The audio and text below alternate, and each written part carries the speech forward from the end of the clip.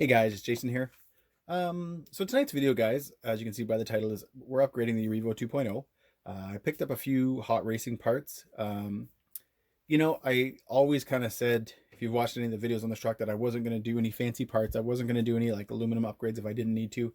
But, you know, I've done everything on this truck just based on performance and kind of, working on its durability and stuff like that, that I thought, I can put a little bit of money into some parts. I'm not doing, things like aluminum arms and aluminum knuckles because we know that that's bad. It's great for a show truck. It's great for a truck that maybe runs up and down the street. It's not really great for a basher. If you plan on jumping your truck and all that kind of stuff, stay away from those parts. I do see, maybe things like RPM arms and stuff in the future, but I've had this truck now for, I don't know, I want to say almost a year, maybe a year. And I've been taking it out, I've been jumping it, I've been having fun ripping it around, and I still to this day haven't broken anything. Obviously this year I'm going to, like I've mentioned in other videos, I'm going to be building a new jump this year, which is going to be a little bit higher, have a little bit more fun with it and stuff like that. But I did decide that I was going to, just kind of splurge just a little bit, get myself a few upgrades. I went with the hot racing parts. They're a little more money than buying some of the more cheaper brands that you can get off eBay and stuff like that. These four parts, I think, were around about 160, 165 bucks Canadian shipped. Which, I mean, to be fair, is kind of a lot of money for just what I got. But I like hot racing parts. I always like the finish. I've got the front and rear bumpers.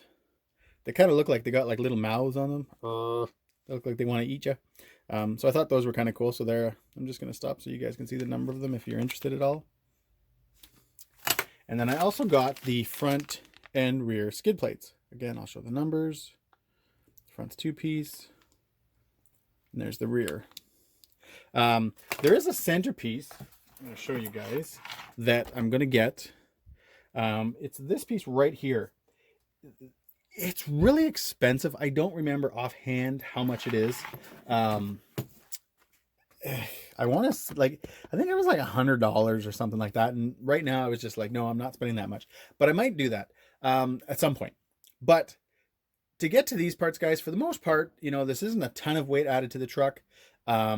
It's also, when you consider the skid baits, it's lower to the ground, which is, just because this isn't a rock crawler, it doesn't mean that you can't have weight lower to the ground. It's still going to help in handling. It's still going to, keep the truck, again, more planted to the ground. It's not a substantial weight increase or anything like that, but it's going to look cool. So anyways, guys, let's get to, we're going to start with the rear skid. All right, guys, before I started the video, I had removed the tires. I don't really even think you need to remove the tires to do these upgrades, but it took a little bit of weight off, so just for maneuvering the truck, it makes it a little bit easier. I've got it propped up like this, because if I turn it right over, it will actually sit on my fan, because I have that one, the tornado fan, and obviously I didn't want that to happen. So in the package, you get, for the rear skid anyways, you get the skid plate. There's no extra screws, no nothing. They don't need anything. I guess you can just use the stock stuff.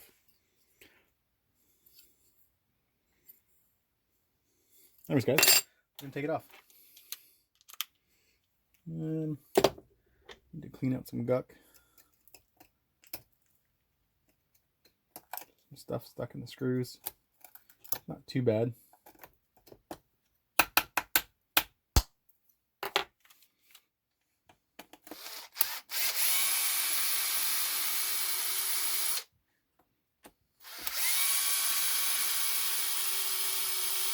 Sometimes you just want to put a little bit of, little kind of minor upgrades on the truck just to, make it look a little bit your own. And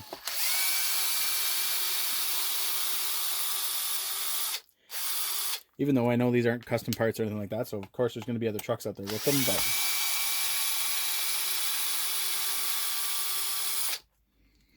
but those, yuck. There's a bunch of dirt. Okay, I'm just going to clean this up. Give me a sec. So guys, I'm kind of doing it the lazy man's way. Usually when I come home, I'll take the compressor and stuff to it and kind of go over it that way. But since we're in the middle of a video here, just thought I'd take out my brush and kind of just give it a little bit of a cleaning. Stone or something must have gotten in there at some point because it's all roughed up. Oh well. Anyways, that's good enough. So placing this with this.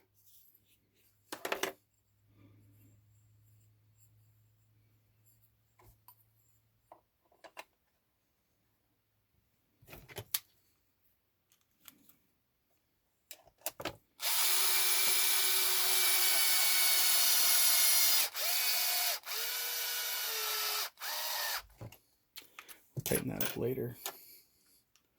First things, we're just going to get some of the other screws in.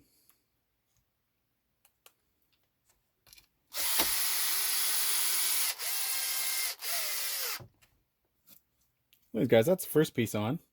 Like I said, it's, you know, it's black.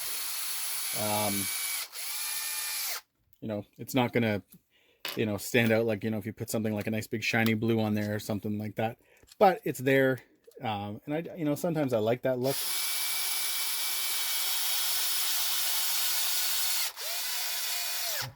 It's not for strength or anything like that by any means.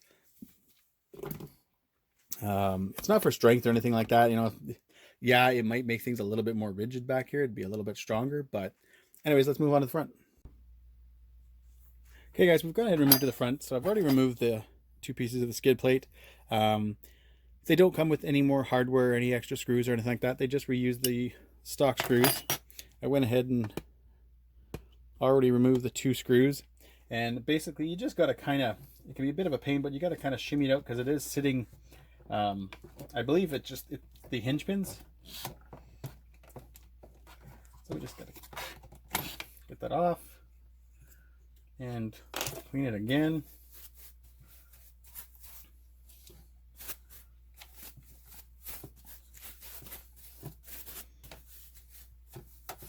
It's a little on the messy side, but that's okay. I do, like I said, guys, I do clean this thing all the time when it gets home. Obviously, I don't pull parts off like skid plates and stuff like that, but no big deal. Just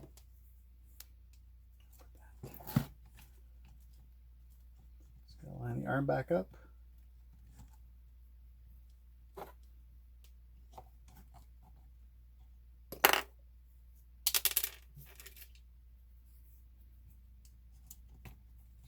There we go. Now, I'm thinking, might as well remove this part too right now.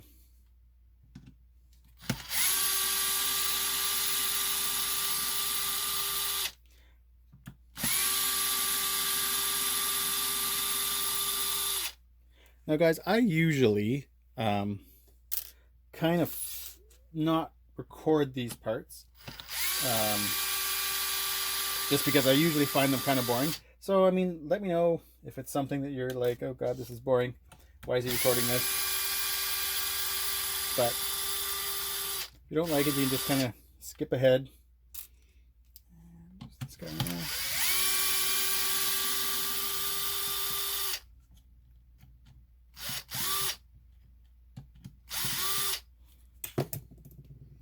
That should be it. Now, take this big long guy out. And again, it's a little dirty, but not as bad as the other parts.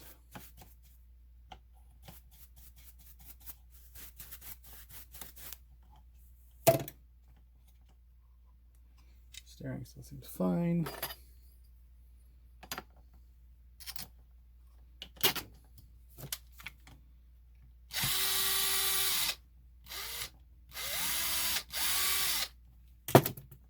There we go. Thought that looked kind of funny there for a second. I thought, why is this blocking the arm?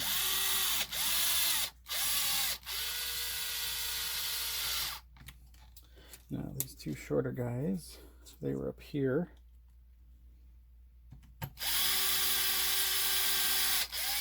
You know, I remember back years ago, I had an Emax, probably going back, oh geez, back before brushless. Maybe like 17, 18 years ago, I'd built up an Emax with all these really nice Integi pieces. Not that I use them much anymore, but I had, I don't know if I think I had silver arms and then red skids on it. My God, it was a gorgeous truck. I don't know why I didn't keep it. Would have been fun now that I think about it. just because it's kind of old school. It had the old school blue body on it and stuff like that. And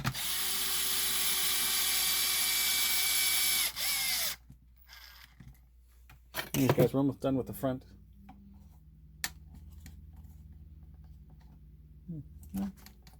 Hinge pins still sit in there good. I'll show that after. They don't actually sit into, I'll show you this, guys.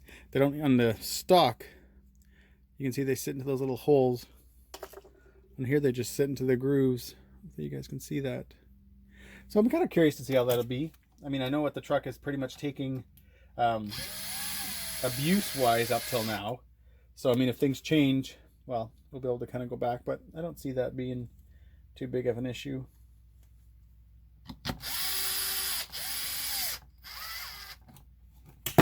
All right, guys. All right, so skids are on, the front and the rear one. And like I said, guys, there's a really nice piece that goes all along here, I think. But it's really expensive, but it'll probably be coming soon. All right, guys, so we're on to the front bumper. This obviously will be a lot easier than the rest of them, as it's just 2 screws. And the new pieces have a little bit of, there's a couple hardware pieces in there. There's the red washers that hot racing is kind of known for. And I'm pretty sure we use new screws.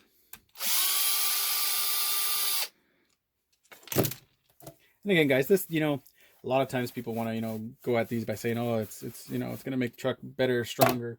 Yeah, that's not really the case. These are there just for appearance only. I just wanted to give it a little bit of, you know, just a little bit of character.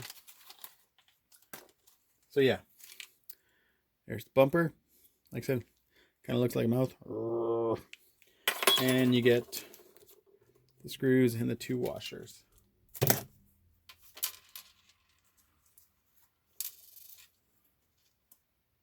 Which I always kind of liked the hot racing red. I always thought it looked good.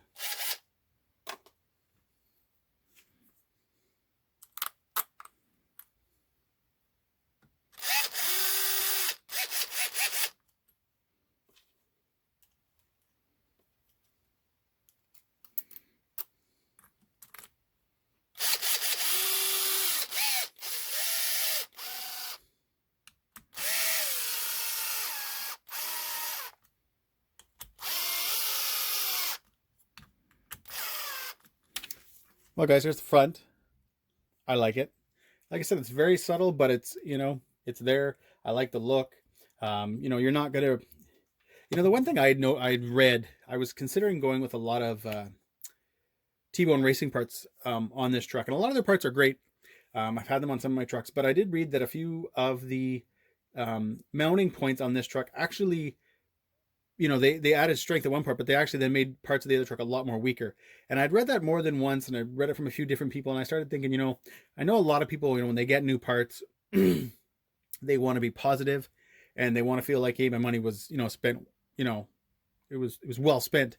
So that a lot of times, you know, you can't necessarily believe everybody they say, but when you start to see, you know, pictures and stuff coming out saying, hey, you know, this is what happened, and they start showing you pictures of, you know, basically where it mounts, how it kind of weakens the part that it mounts to, I kind of was like, I might just stay away from those.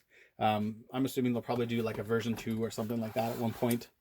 Hope you guys like my stand. That is my bench. I use it a lot because it's great when I'm working on the Vetka and stuff like that. But I'm going to just move the camera down a bit, guys. Hopefully it gets a little bit brighter for you.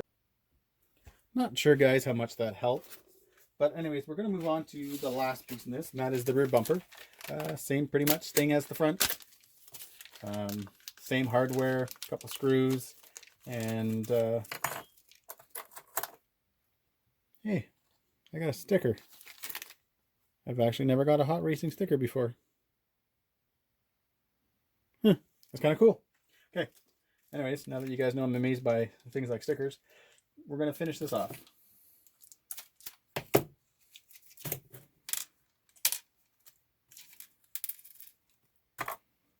So again, guys, here's the rear. And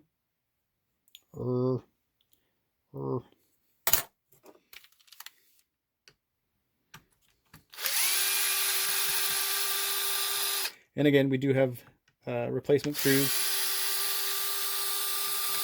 with the red washer, so we don't need to worry about the stock ones.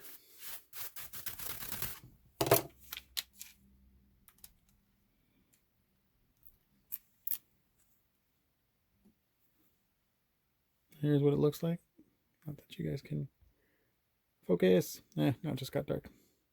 Anyways, let's get this last piece on.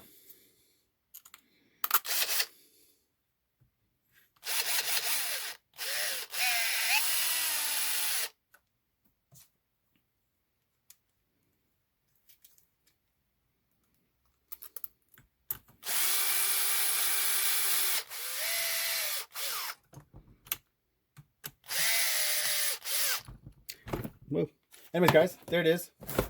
Got the front and the rear skid on. And like always, guys, I'm going to throw the tires back on and I'm going to take it outside just so we can kind of get some images in the sun.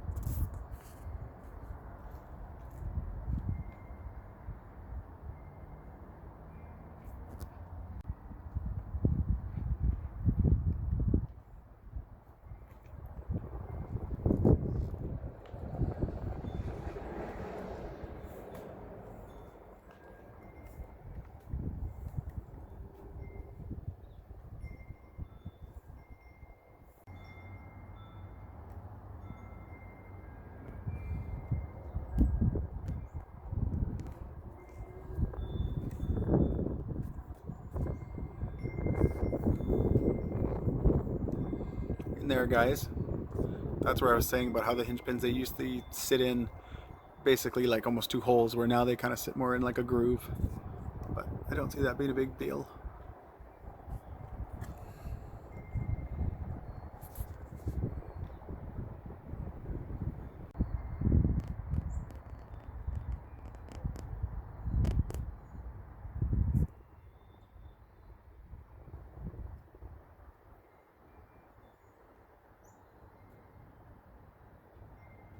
Definitely got to get in there and clean up my wing. You can see I got a bunch of pebbles in there that are causing the wing to sit the way it does.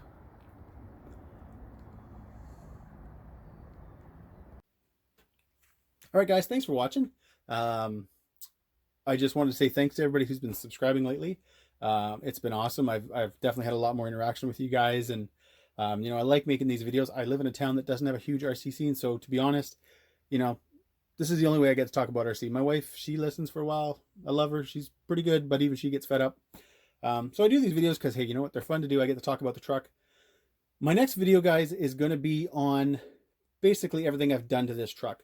It's by no means heavily modified or anything like that, but everything I've done besides from what you just saw in this video, there was a purpose for it. It was to strengthen up and to increase the durability of those parts.